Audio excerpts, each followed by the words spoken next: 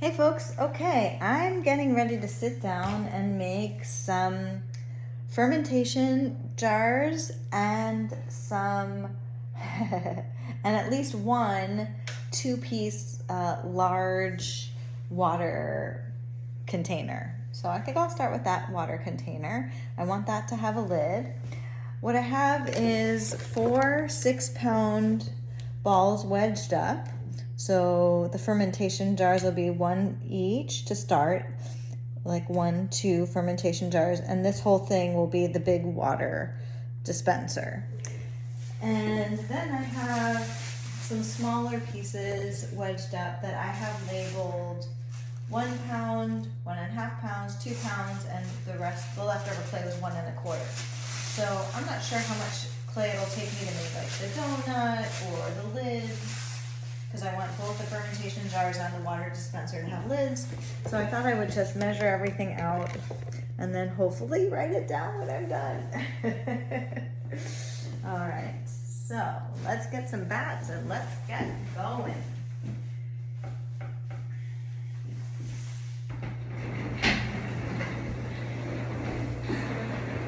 Ever-changing systems around here.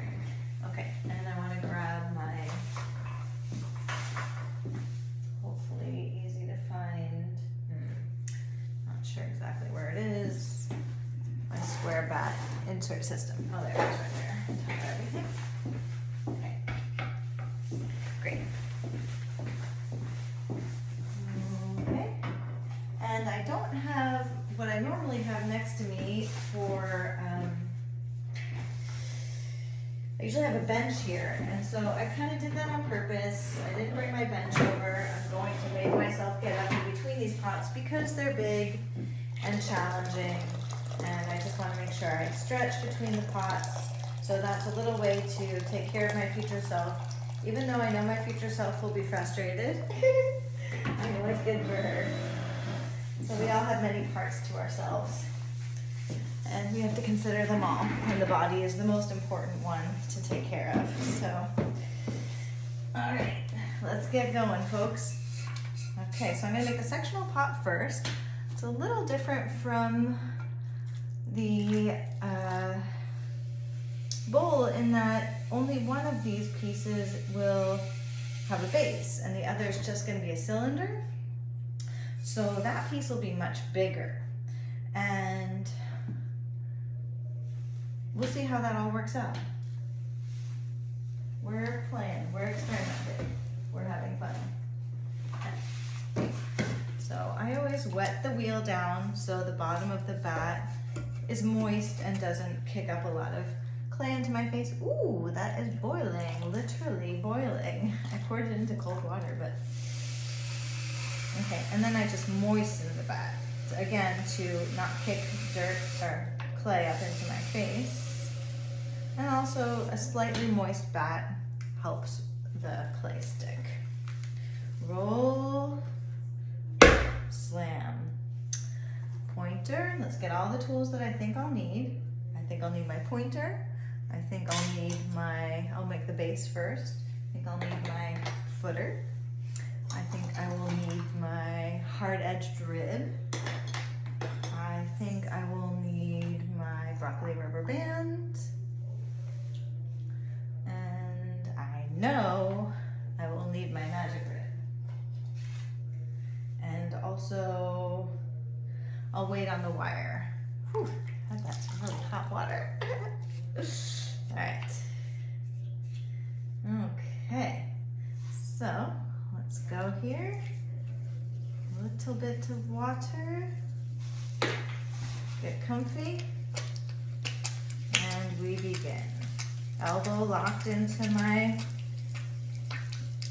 crook of my hip. Playing with the speed of the wheel.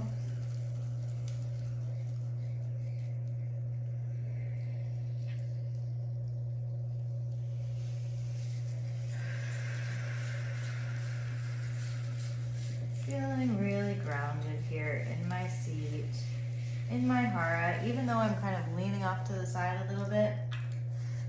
I'm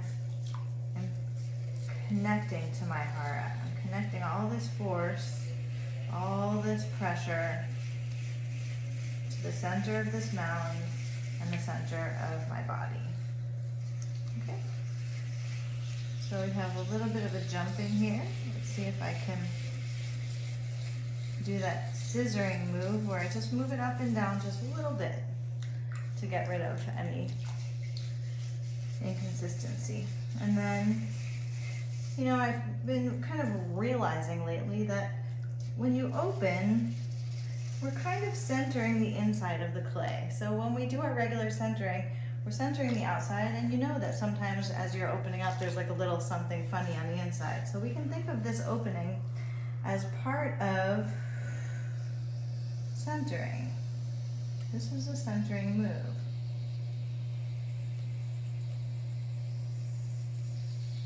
Pressing down into the bat. And we're going to go really wide with this because it's going to be a really wide pot. I'll still throw it as a cylinder and then open it up. I mean as a cone and then open it up. And with something so big like this, because I don't make them that often, I will measure the bottom because it super stinks to put all this effort into a very large pot and then not have a bottom.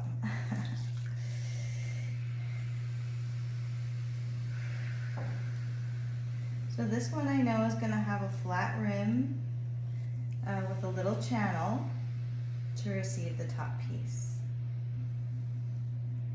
That little U-shaped rim that the top piece can just sit into perfectly. Okay, so, but my pointer won't be as effective this time because the heights will be different. So what I will need to do is use my calipers. Okay, so the magic rib is great at measuring thickness. And this is just about perfect for a bottom. Let me clean that off one more time and show you. It's to that shiny line, not to the top of the clay that you can see. I don't know if you can see that shiny line, but it's just a little bit above that clay. Shiny line. Do you see that shiny line? So that's great. That's like a good ½ inch. And something this big, I want that much because often when you cut something very large off the bat, especially after it's dried a little bit, you can lose, you know, ½ inch of the clay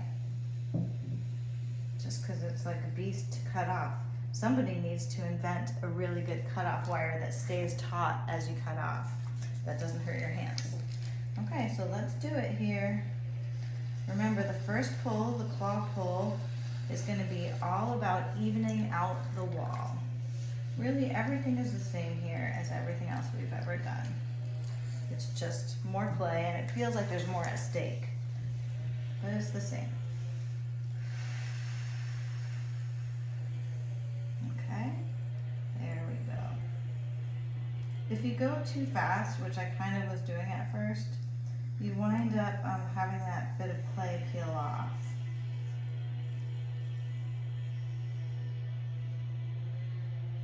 Okay. Great. And this finished rim is going to be just about what it'll be at the end. And I'm starting my channel already there. I want to kind of start it and then not touch it much after that.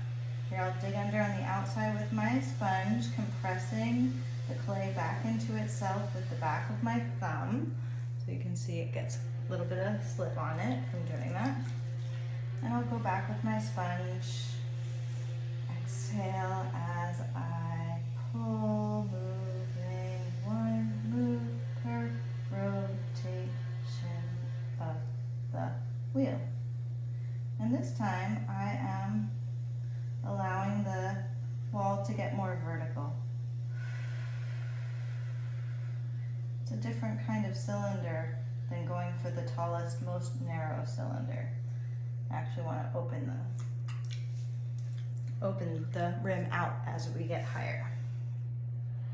Okay, at least one more pull. Digging under, I'm going to push out from the inside to get that clay. I'm going to slow the wheel down to stay in control. It's going to get thin on the bottom,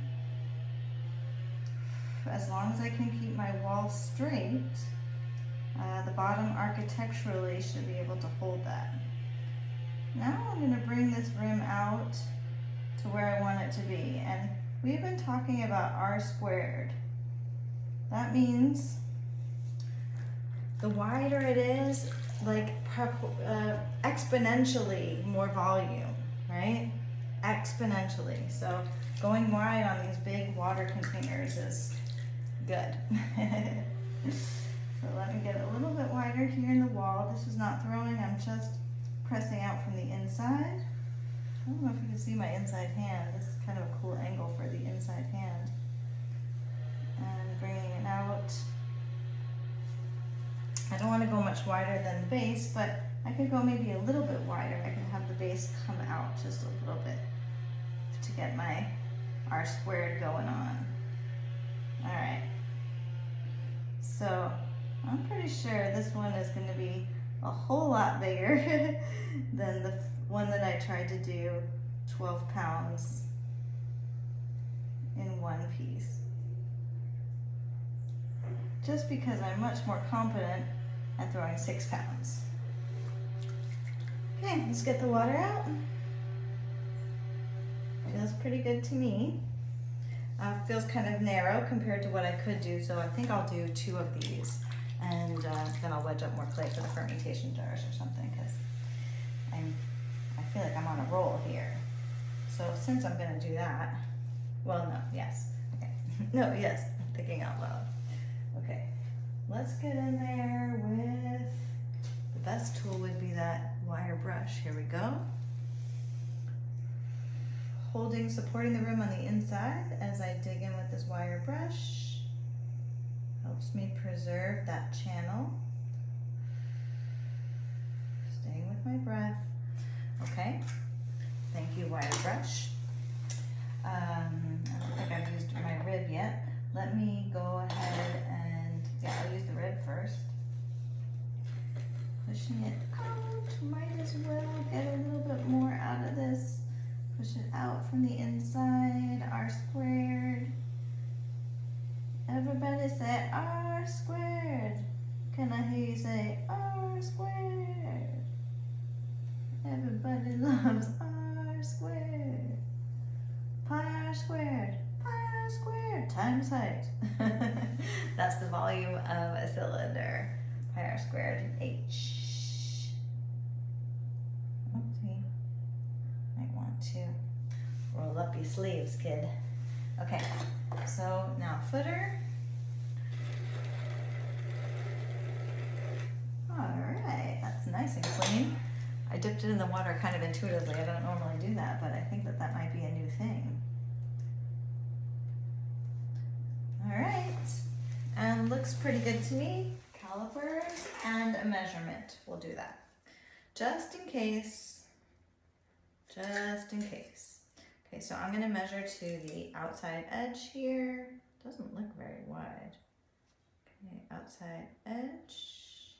Okay, set that somewhere safe-ish.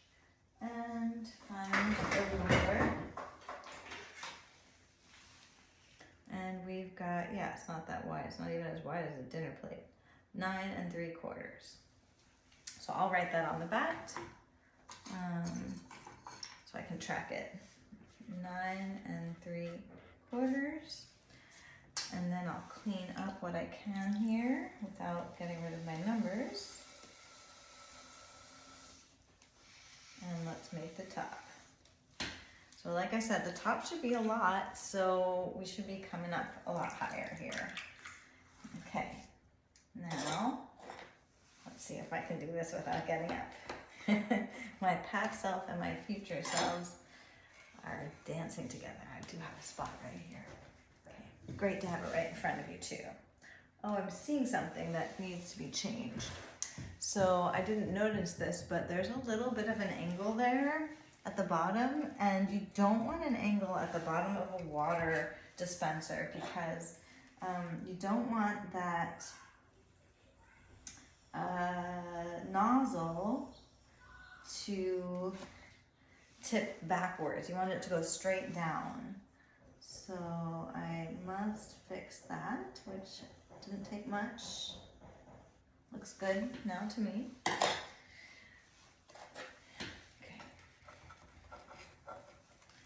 And I like to put them as far down as I can, the nozzle, as far down as I can without, I don't know, it's kind of tricky. Like, if I put it down too far, it might not sit very well on a flat surface. And that's why I think that they generally put them up a little bit higher so they can sit on a flat surface. But functionally, if you don't fill it up, if you don't put it as low as possible, then you have to tip the thing in order to get the bottom of the water out, which seems worse to me than, let's see here. Oh, okay, this one's fine, but the next one I'm gonna get a bigger bat. Okay. Anyway, I'm liking the idea, the concept of putting it as low as possible, but I'm gonna ask that question on social media and see what people think. Should we put our water dispenser nozzles up a little bit so they don't hit a table surface? Should we put them on the bottom and just plan on hanging it over an edge like it would have to anyway, functionally? Or should we make a feet on it? You can make it just put it on the very bottom of the dispenser and add feet to give it that lift up off. I think that's probably the best solution, but then you're dealing with feet.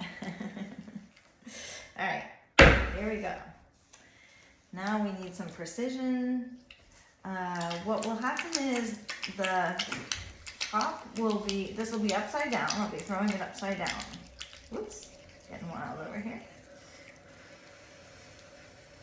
For any of you who are struggling with centering larger amounts of clay, I just want to say, don't be opposed to using things like rolling pins and tools that other potters use for centering.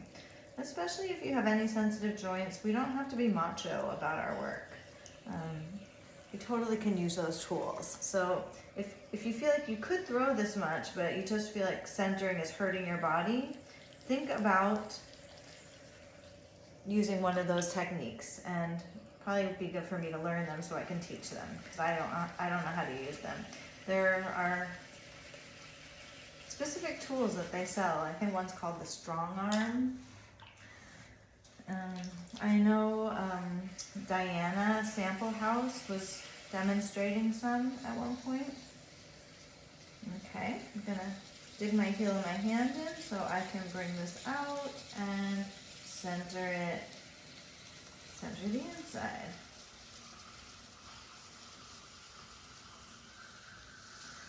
Okay, so I'm going to be bringing this in, throwing it upside down, and it'll be tricky because, well, I might leave just a hair of a bottom for stability, like the thinnest bottom ever that I'll then cut before I'm done. But I think that helps a little bit. Pressing down as I open out.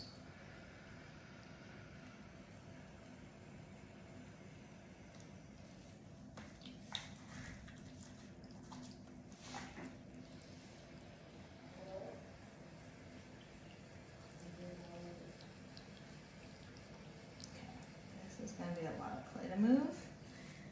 That's fine. Okay, so compressing, even though I don't really need to compress, but I can, I can hear that I'm basically at the back without really fully pressing through to the back. Okay, so let's go ahead and we'll do our cone. It's exciting, this is a lot of clay. Okay. Okay. First centering it. So that weighting that I talk about at the bottom, I am waiting for it to be centered. Ah, something very sweet happens when it gets centered. It's like, almost like the clay is saying, thank you, I'm ready. And now with my pinky on the inside and my hand feeling very stable and kind of locked into position, moving up once per rotation of the wheel.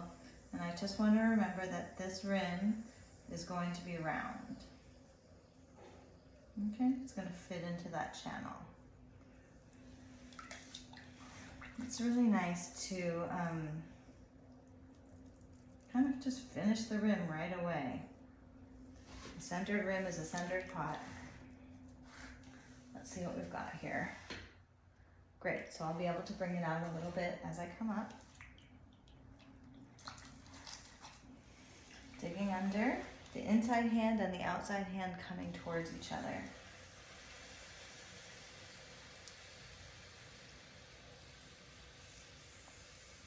Okay, just gonna clean some of this stuff on up above, off, waiting for the readiness, giving it a little pressure and just waiting and holding, and your hands will almost start going by themselves when the time is right.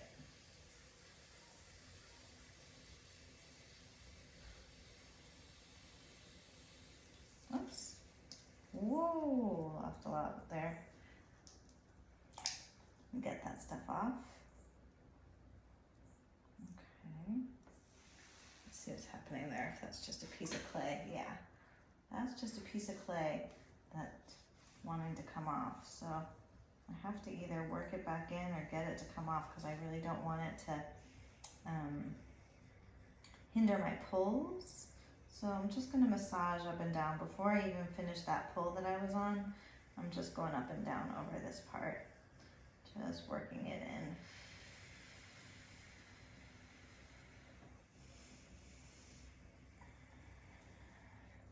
And it doesn't seem to be really helping, unfortunately. I mean, it did a little bit, but what I'm gonna do is take my magic rib and scrape some of that excess clay off. I know it's just sitting on the surface. Okay, and then the same thing, kind of just massage over that area and hopefully that'll be workable. Not ideal, but somehow I must have not compressed the clay back in effectively. Okay, so finishing up that pull, I think I forgot to use my sponge also on the second pull. Okay, here we go. Riding up, and hopefully anything that's out of center will just work itself out the top of the pot. Oh, I can feel that my hip flexors are really tight. So I want to come back to center and see if I can figure out how to relax my hip flexors. Okay, so now centered rim is a centered pot. This is not a centered rim. Let me get it centered. It's not, just doesn't help you to have the rim go off center. Trying to cut it right underneath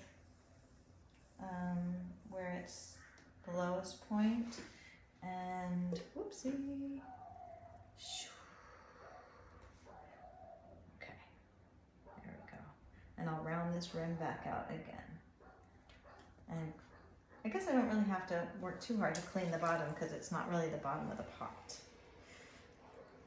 But I'll get the water out of there anyway. And now let's come and take care of this rim. Take care of your rims, people. Okay, so compressing and then also creating that roundness that I want for the rim. The more I can do that earlier on in the game, the better. The walls can take it, you know, as I thin it out, the walls are less able to take the pressure. So here I go again, digging under. I know I have at least one more pull. I know I almost always, maybe not with small bowls, but I always pretty much have at least 3 pulls. And sometimes 4. Okay, so just waiting for that readiness. Getting my hands aligned. Somehow they're not really, they haven't been really aligned naturally with this big pot. I keep finding them in the wrong place. So I'm going to use the speed to move this clay.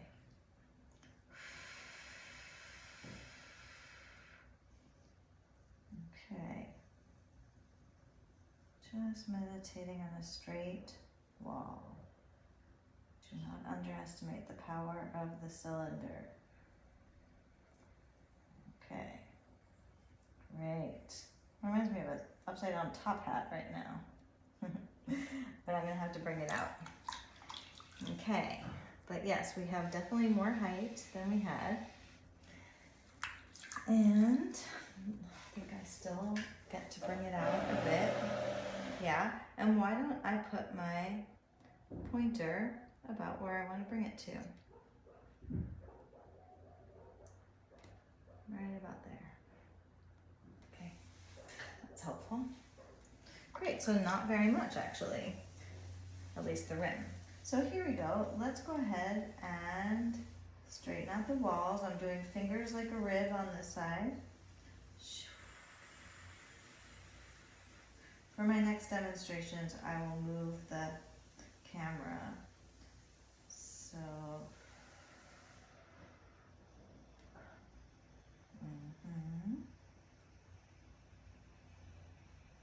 this is awesome. This will definitely get handled. This is kind of reminding me of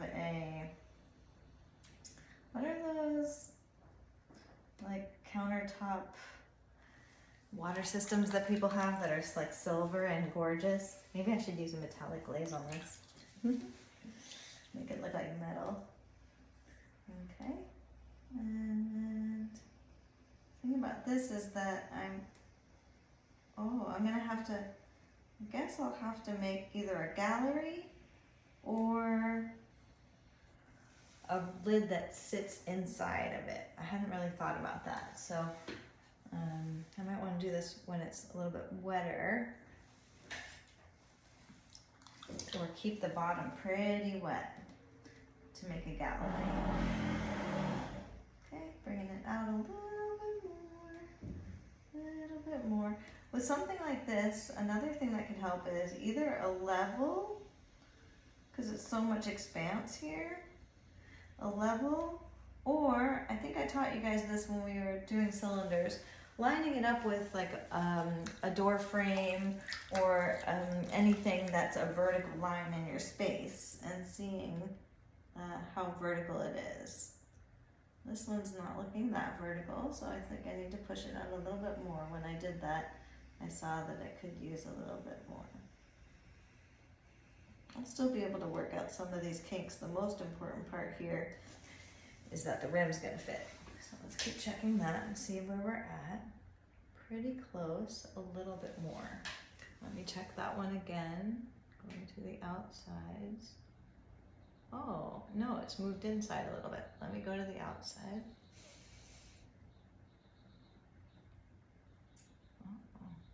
So good to double check. Glad I didn't move it too far.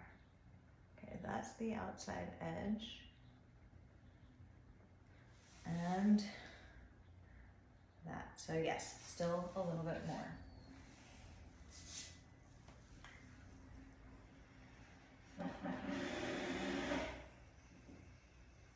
Just pushing it out from the inside into my fingers like a rib. The most important part being the rim here. That pointer out of the way. It's a little deceiving because it's not necessarily right. Okay, now we got it. Okay, great. So I don't want to mess with that too much anymore. Let me finish the rim for now, giving it that roundness. And it doesn't have to look perfect because it's going to get attached to that channel. So I'm going to actually have to score it up, but I will, whoops, take care of my future self a little bit here, using my magic rib, and just making this as nice as I can make it for now. Knowing that it's going to have more treatment.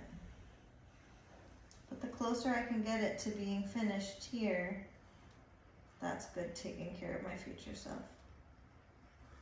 Okay, pushing it out. You know, the R-squared thing is good, but how wide do you want something sitting on your counter? I don't know.